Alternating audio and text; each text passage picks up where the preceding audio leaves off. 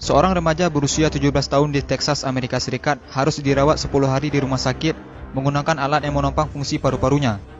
Hal ini disebabkan oleh rokok elektrik atau biasa disebut dengan vape. Pada awalnya, Triston terbangun dari tidurnya dan kemudian muntah-muntah pada suatu pagi di bulan lalu. Ia juga mengalami penurunan berat badan drastis yang tidak jelas penyebabnya, demam, dan kemudian kelelahan. Remaja tersebut kemudian dilarikan ke rumah sakit. Pada awalnya dokter mengira kondisinya mirip dengan pneumonia.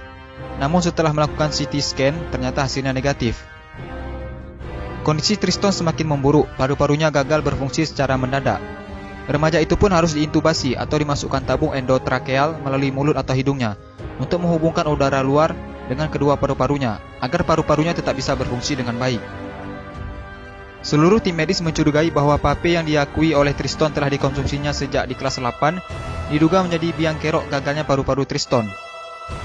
Kami tidak tahu secara pasti apa yang dilakukan oleh Triston, namun ada laporan literatur tentang pneumonitis, hipersensitivitas akibat vaping, kata dokter yang menangani Triston, yaitu Dr. Suzanne Whitworth, dikutip dari Daily Mail.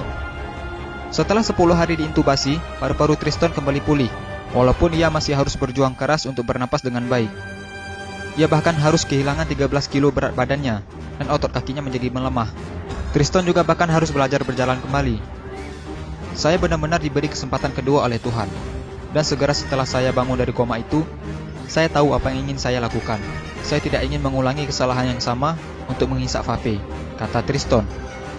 Triston berjanji bahwa dia tidak akan nge-vape lagi dan akan menyarankan kepada teman-temannya untuk membuang vape mereka. Kenapa vape berbahaya? Kepala Badan Pengawas Obat dan Makanan atau BPOM Penny Dukito menyebutkan akan segera mengusulkan larangan penggunaan vape atau rokok elektrik. Hal ini bisa diwujudkan salah satunya melalui revisi PP nomor 109 tahun 2012. Penny mengungkapkan ada beberapa fakta ilmiah yang telah ditemukan BPOM sekaligus menjadi dasar usulan pelarangan tersebut.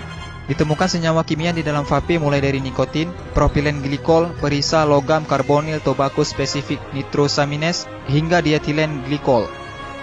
Nikotin sangat berbahaya karena berbagai penelitian juga melihat efek nikotin terhadap otak bisa menyebabkan kanker dan kecanduan.